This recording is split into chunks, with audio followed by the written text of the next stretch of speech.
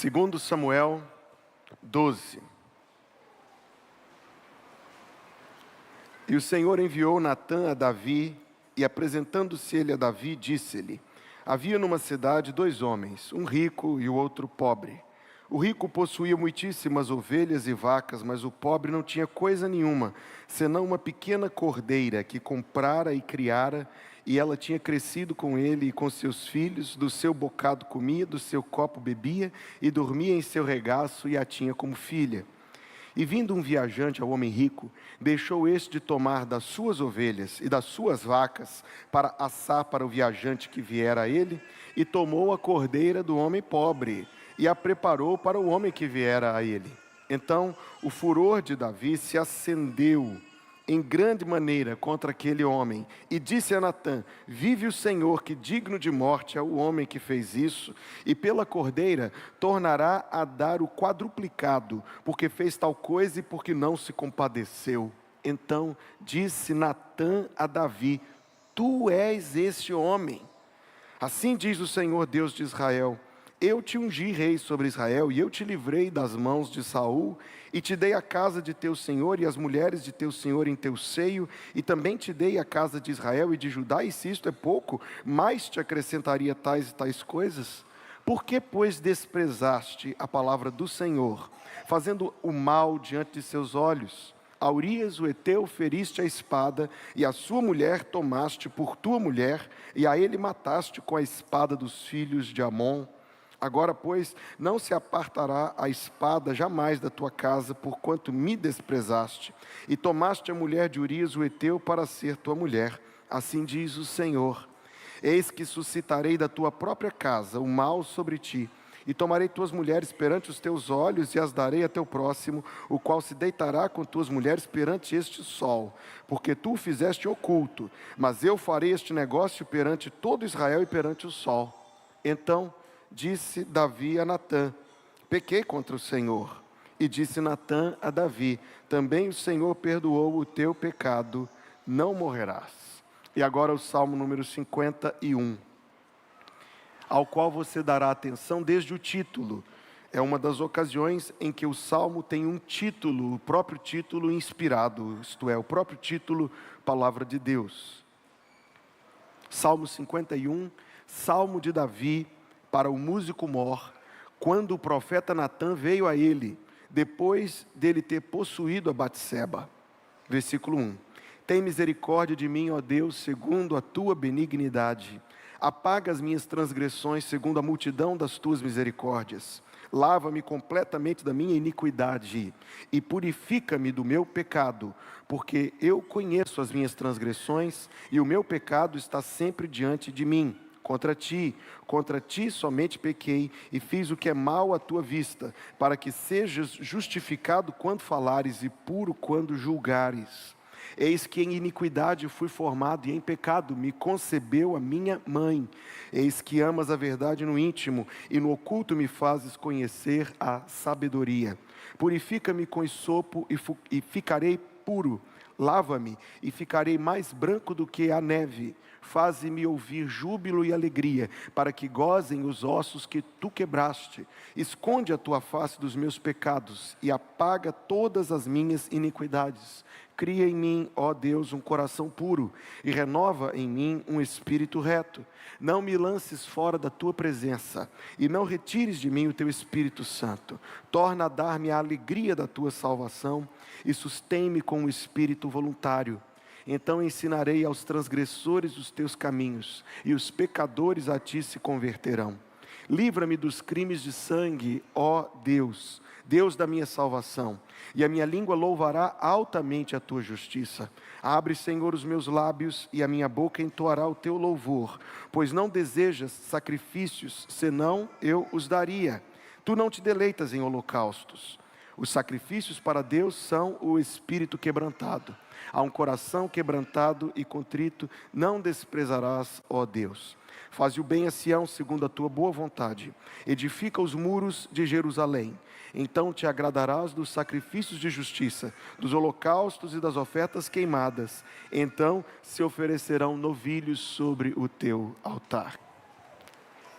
A exploração dos erros alheios virou uma estratégia política.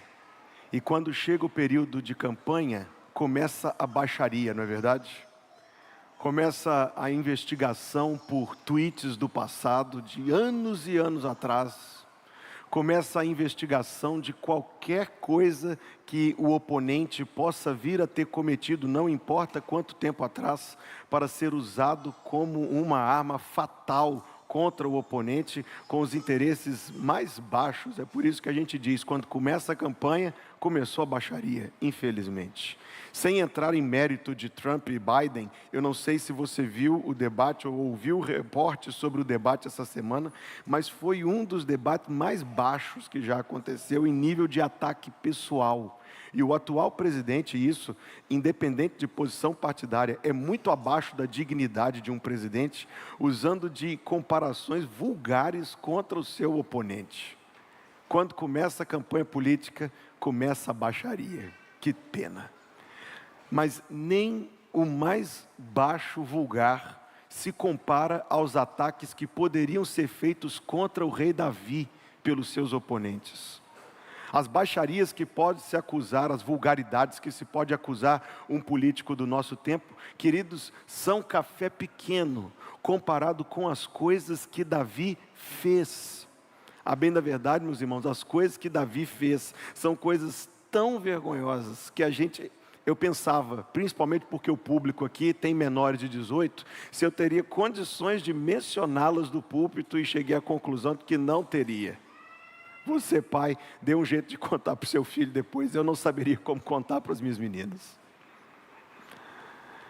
É até, se você pensar bem, decepcionante, porque Davi, ele era, primeiro de tudo, alguém muito amado por Deus, e muito favorecido por Deus. Deus foi muito bondoso com Davi. Em segundo lugar, ele era um rei, e não esperaríamos nada menos do que uma postura de dignidade. Mas para aumentar a situação, para agravar a complexidade, ele louvava publicamente, ele escrevia músicas de louvor. É mesmo muito estranho tudo aquilo que aconteceu. E se cada cristão meditar nessa história, a primeira reflexão que a gente faz é do quanto todos nós precisamos estar atentos à nossa própria susceptibilidade, isto é, à nossa própria propensão a cair, ao erro, ao pecado. Não seja muito rápido para julgar Davi, não, meu querido, porque nós somos feitos do mesmo material, do mesmo pó que ele. Eu estava, há alguns meses atrás, tive o privilégio de participar como ouvinte dos cultos em que estavam reunidos os missionários batistas regulares do Brasil. Estavam lá em Belo Horizonte quando eu estava lá, e meu sogro, que tem conhecimento, nos levou para ouvir as pregações. A parte deliberativa naturalmente não, mas as pregações nós pudemos ouvir. E estava lá um obreiro veterano, um homem já da casa dos 60 anos, um pastor aposentado, dizendo, e eu direi que impacto isso teve no meu coração quando ouvi, dizendo que quando ele tinha 30 anos, então eu me identifiquei, porque é a minha faixa etária, quando ele tinha 30 anos, ele olhava para algumas coisas dentro do seu próprio coração, meio decepcionado que essas coisas estivessem lá, mas ele pensava assim, pelo menos quando eu chegar aos 60 anos, eu vou ter amadurecido e eu não vou mais sofrer com essas coisas. Aí ele disse que ao chegar aos 60 anos, a decepção não foi pequena, porque as inclinações para o erro, as coisas típicas da natureza caída, continuavam ali. Realmente, irmãos, eu acho que a gente acredita que se a gente amadurecer o suficiente, se a gente fizer isso ou aquilo, ou frequentar cultos o suficiente, essas coisas vão diminuir. E talvez a gente possa, talvez não. É de certo que Deus pode nos abençoar com vitórias sobre a transgressão em uma ou outra área da nossa vida, e nós veremos como. Mas, infelizmente, enquanto estivermos nesta carne, lidaremos e enfrentaremos o pecado com as suas manifestações. É apenas, queridos, a expressão daquilo que está dentro de nós. É meio chocante, para mim pensar que isto de tão feio, isso de tão rejeitável, biblicamente falando, é o que a gente realmente é. pelo menos do ponto de vista da nossa natureza, essencial. E isso deve, eu quero dizer novamente, acender todos os alertas sobre como nós temos que vigiar e buscar e depender de Deus e de sua misericórdia. Não pense que não pode acontecer com você o que aconteceu com Davi. Mas o Salmo e o texto que nós lemos antes nos contam, na verdade, como foi que ele foi levantado por Deus depois da sua queda. E se ele não é um exemplo para nós de resistência à tentação, ele é um exemplo para nós de quebrantamento de coração.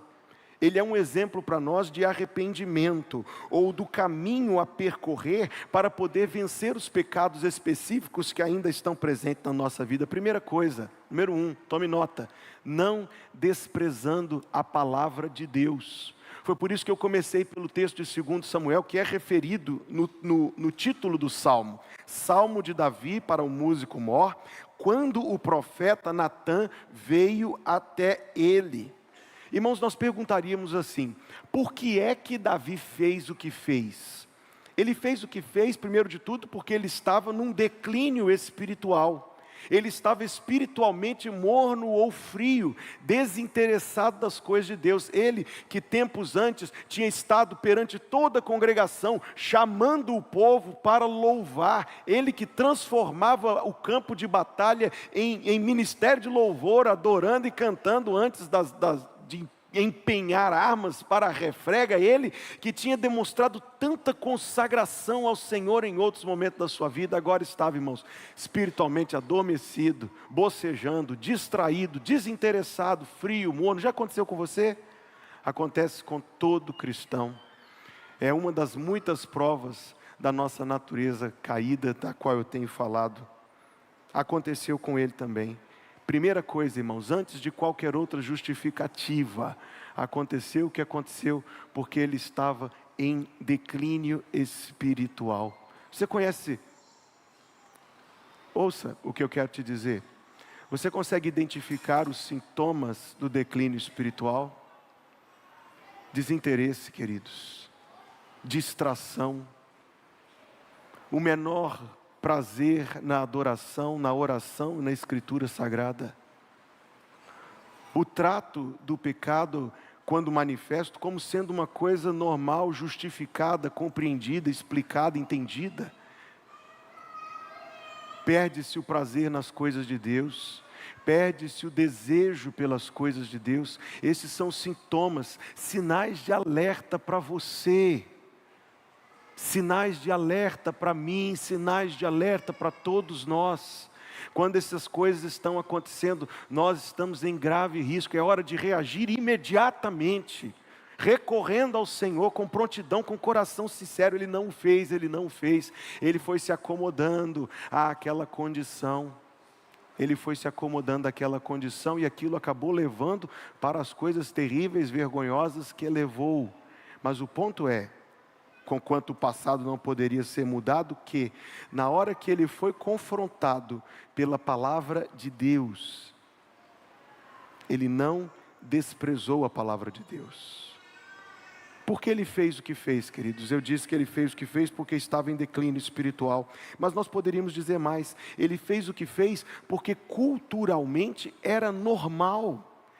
Não havia nenhuma repreensão cultural de um homem poderoso como ele exercer o seu poder para poder satisfazer seu desejo.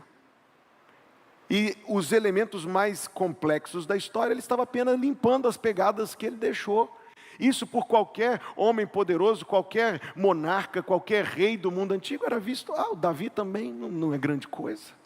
Assim como a gente sabe que no mundo no qual nós vivemos, aliás, o mundo no qual nós vivemos não serve nem minimamente de comparação para nós. Nós podemos olhar as coisas que as pessoas fazem com normalidade, e se nós nos envolvermos demais, por isso a Bíblia nos diz que nós não devemos nos conformar ao presente século. Davi fez o que fez porque quis, seu coração estava frio. Fez o que fez porque era normal, todo mundo fazia. Fez o que fez, enfim, porque podia. Quem iria impedi-lo? Quem iria se colocar no caminho dele? fez o que fez porque quis, porque era normal e porque podia.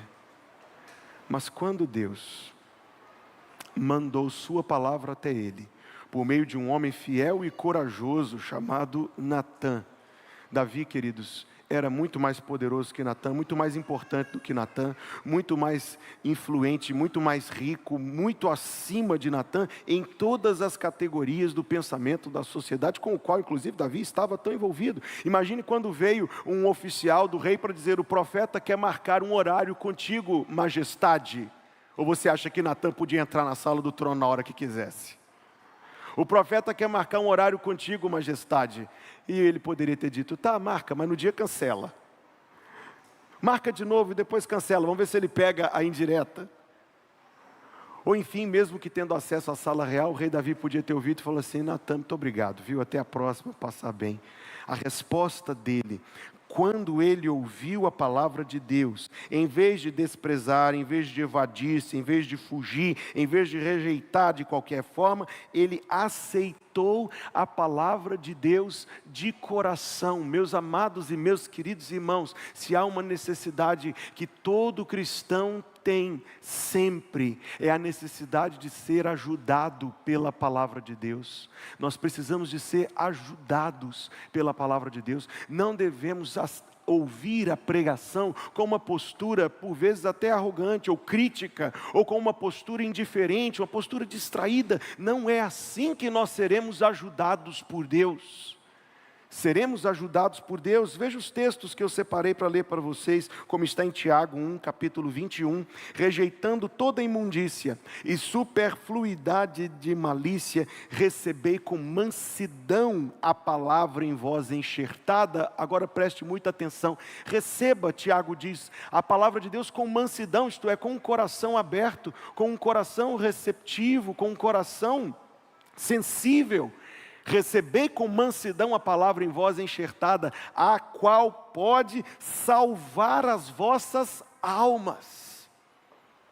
E sede cumpridores da palavra, e não somente ouvintes, enganando-vos a vós mesmos, porque se alguém é ouvinte da palavra e não cumpridor, é semelhante ao homem que contempla ao espelho seu rosto natural, porque contempla a si mesmo e vai-se e logo se esquece de como era.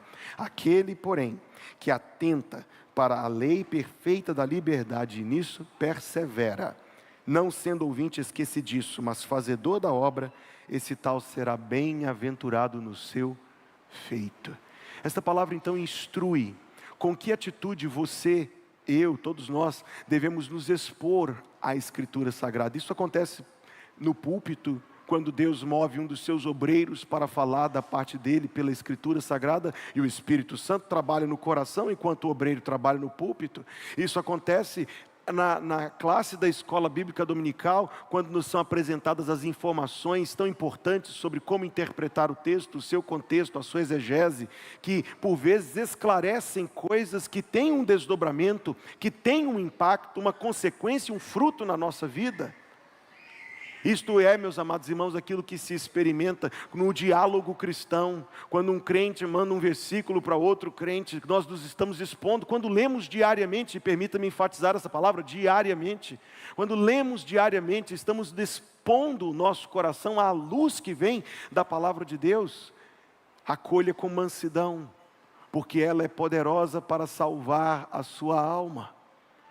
Veja aquele acróstico tão eloquente do Salmo 119, diz no versículo 9 que a palavra purifica o nosso caminho. Diz no versículo 25 que ela vivifica a nossa alma. Diz no versículo 28 que ela fortalece o nosso espírito.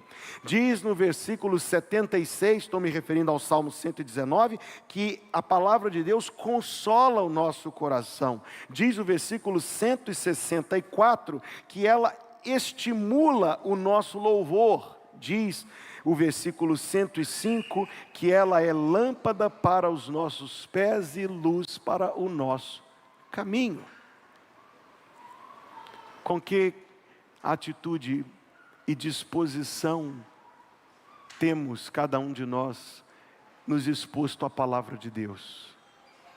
Com que interesse? com que atenção, com que sensibilidade. Irmãos, a Escritura Sagrada diz para nós não sermos somente ouvintes, mas talvez sequer ouvintes sejamos. A Escritura Sagrada diz para não sermos somente ouvintes, mas talvez sequer ouvintes sejamos.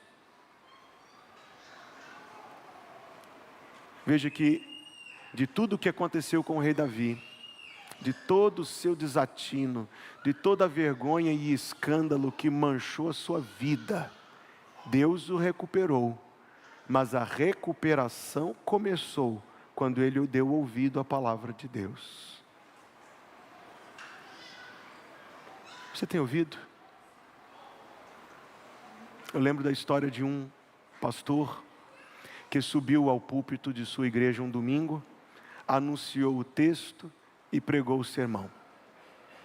Terminou o culto, foi todo mundo embora. No domingo seguinte, anunciou o mesmo texto e pregou a mesma pregação. Alguns perceberam. Ao terceiro domingo, anunciou pela terceira vez o mesmo texto e pregou pela terceira vez a mesma pregação. Isso já causou comentário. Claro, em bochichos, ao final do culto. Ao quarto domingo, ele anunciou pela quarta vez o mesmo texto e pregou pela quarta vez a mesma. Dessa vez não, os diáconos da igreja disseram: pastor, nós queremos conversar com o senhor, tem algo para ser resolvido aí. Conta a história que terminou no seguinte confronto: até quando o senhor vai pregar o mesmo sermão? Ele respondeu: até que os crentes ouçam.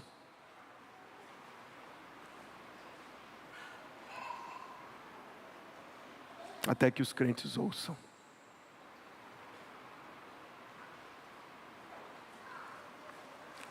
Davi, irmãos, foi maravilhosamente restaurado por Deus, mas a restauração começou dando ouvidos à palavra de Deus.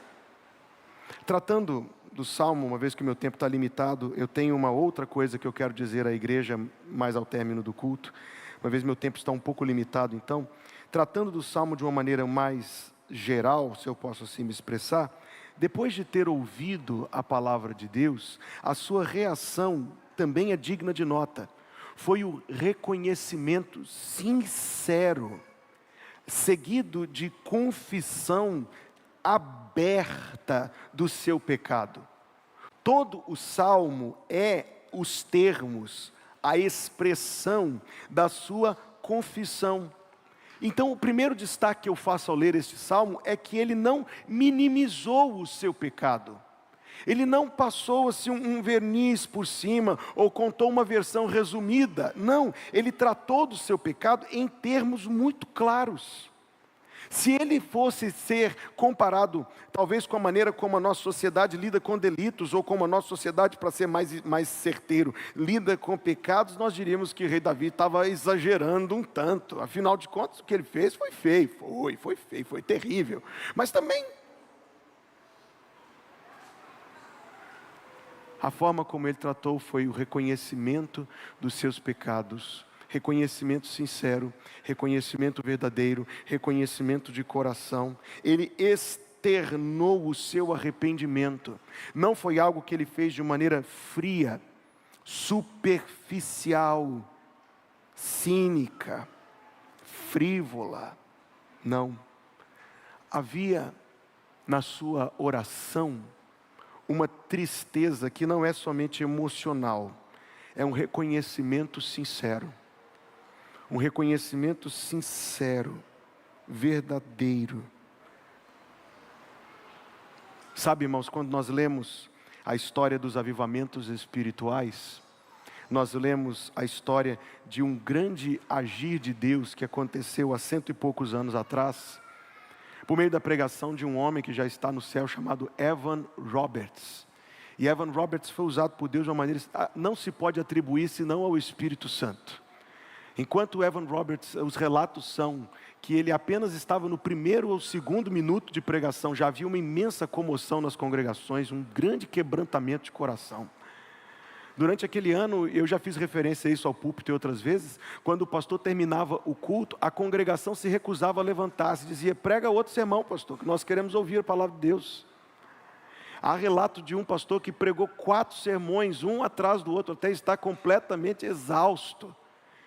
E a congregação não queria se levantar para ir embora. Então decidiram, após o término da 4ª pregação, começar uma reunião de oração, que durou até o fim do domingo. Não parece muito com o que a gente encontra por aí. Os relatos sobre as conversões que aconteceram durante um ano, em um ano, irmãos, foram salvos centenas de milhares de pessoas. As igrejas não tinham mais espaço, não havia uma igreja que tinha um assento disponível, uma coisa extraordinária, como eu estou dizendo. Mas os impactos é o que eu queria citar. Os impactos desse grande avivamento espiritual foram coisas incríveis. As tabernas, os bares fechavam por falta de clientes. E escreviam nos jornais que esse fanatismo religioso estava levando as famílias dos proprietários das tabernas, só que os próprios taberneiros acabaram se convertendo. As cidades portuárias estavam recebendo uma tal devolução de ferramentas roubadas, porque as pessoas roubavam as ferramentas, martelo, serrote, o que fosse, estavam tendo tal devolução de ferramentas roubadas que eles já não tinham mais onde guardar no almoxarifado. Há relatos de instalações com a placa: não queremos ferramentas devolvidas, porque não tinha onde guardar. Tal quebrantamento de coração. Quando eu li essa história dos taberneiros fechando, eu pensei: ó Senhor, aqui em São Luís iam fechar esses arraiais todinhos.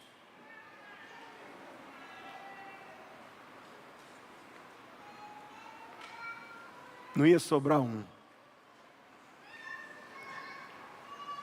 Nós estamos falando, irmãos, de algo muito real. Leia depois este salmo, você na presença de Deus, quietamente, e veja a maneira sincera como este homem reconheceu o quanto precisava de Deus. Como você sabe, a minha terceira colocação, o Evangelho está presente, Cristo está presente em todas as passagens da Escritura, inclusive do Antigo Testamento. Ele diz: tu não desejas sacrifícios, eu os daria. Tu não te deleitas em holocaustos, no versículo 17, os sacrifícios para Deus são o espírito quebrantado. A um coração quebrantado e contrito não desprezarás, ó Deus. Ele reconhece por essas palavras que o sistema sacrificial da antiga dispensação era provisório. E sobretudo, que se ele levasse lá bois, e cabritos, e ovelhas, e bodes, e todos aqueles litros de sangue fosse derramado, e a carcaça e a gordura dos animais fosse queimada no altar, e a fumaça subisse, mas isso não produzisse um coração quebrantado e contrito, ele sabia que não teria valor real, que o objetivo maior de Deus era, na verdade, outro. Não era apenas aquele ritual, mas a obra de Deus a ser feita no coração. Tudo isto, é claro, apontando para o Calvário. Apontando para o Calvário. Ao que nos convida mais uma vez a olhar para a obra do Senhor Jesus por nós na cruz. Sabe, irmãos, na comissão de reforma, nós estamos falando em reformar esta plataforma aqui da igreja. Não é altar nem palco. Palco é onde tem show, aqui não tem show. Não é altar, porque altar é onde se mata bicho, aqui não se mata bicho. Essa plataforma elevada, estamos pensando em reformá-la. Uma das coisas que temos pensado, inclusive, é tirar a projeção dessa parede central para poder afixar na parede central uma cruz. Será algo muito belo, se Deus permitir que o façamos. Mas veja bem, a cruz, queridos, deve evocar no coração de todo cristão um reconhecimento de Jesus crucificado por nós. Uma vez que eu gosto de citar as letras dos hinos, permita-me mais uma vez, com a sua paciência, citar o 289 do cantor cristão. Quero estar ao pé da cruz, de onde rica fonte corre, franca, salutar. Salutar quer dizer salvadora ou benéfica, do Calvário monte. Aí eu separei a terceira estrofe para enfatizar. Sempre a cruz, Jesus, meu Deus, queiras recordar-me. Dela à sombra, ó Salvador, queiras abrigar-me. Quarta colocação para concluir a minha mensagem: como ele se levantou, irmãos, da sua queda. Ele não desprezou a palavra de Deus. Ele reconheceu e confessou seus pecados. Ele confiou totalmente na misericórdia divina, nós pessoalmente em Jesus Cristo. Em quarto lugar, irmãos, ele ansiava, desejava de todo o coração viver uma vida renovada pelo poder de Deus. Apaga as minhas transgressões, diz o versículo 1.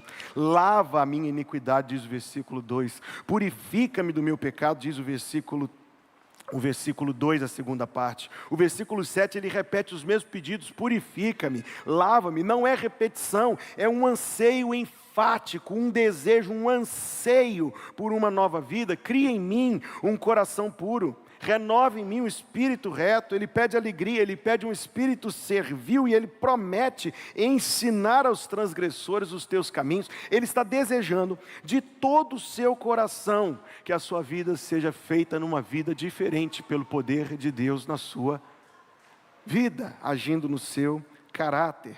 Sabe o que Paulo escreveu sobre isso? Ele disse: Deus é o que efetua em vós, lembra-se desse texto? Tanto o querer como realizar. O que significam essas palavras? Talvez um pouco enigmáticas? Não. O Espírito de Deus efetua em nós a aspiração por uma vida agradável a Deus, é o querer. E o Espírito de Deus nos fortalece para que possamos alcançar esse padrão de vida agradável ao Senhor. Ele efetua em vós tanto o querer, a aspiração, a inclinação, a influência, quanto realizar a capacitação, o agir, que diz não à tentação, que vive para agradar a Deus. E nesse sentido, irmãos, veja que ele, por ser rei, homem ocupado, homem cheio de responsabilidades, não se recusa a uma tarefa pequena: ensinar aos transgressores os teus caminhos. Não foge do ministério. Não, veja bem o que eu quero dizer, escute com atenção, olhe para mim. Ele não se esconde atrás das suas responsabilidades para não servir o Senhor. Ele tinha muitas.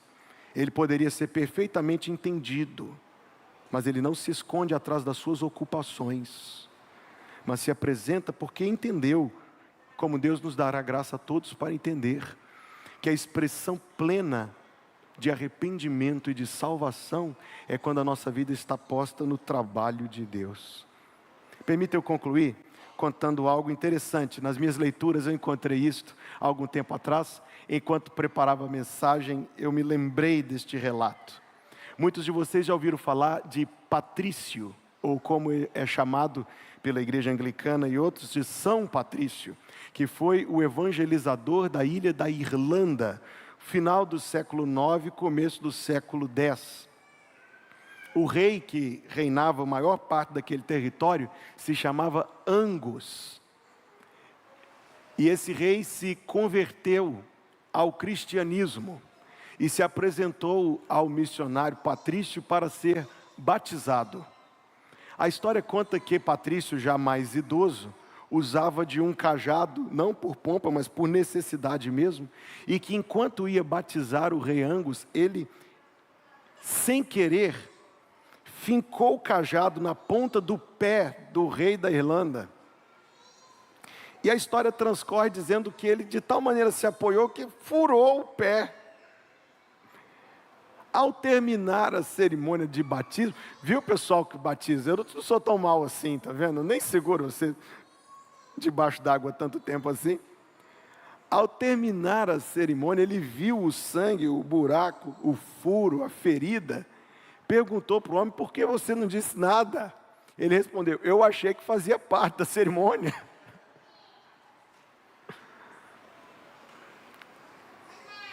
A gente sorriu, mas agora pensa o seguinte: ele estava disposto se fosse parte da cerimônia. Ele estava disposto.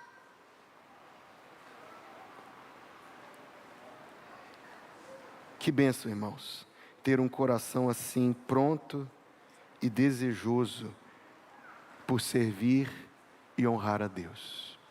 Pai, dá-nos um coração semelhante ao coração do Senhor Jesus. Tem misericórdia de nós, ó Deus, em nossas muitas falhas e faltas e lutas, e vem ser o nosso ajudador, para que possamos viver segundo a Tua vontade. Obrigado, Deus, por esse primeiro momento na Tua presença. Abençoa a continuidade do culto até o seu término e depois, em seguida, a escola bíblica dominical. Oramos que assim seja em nome de Jesus. Amém.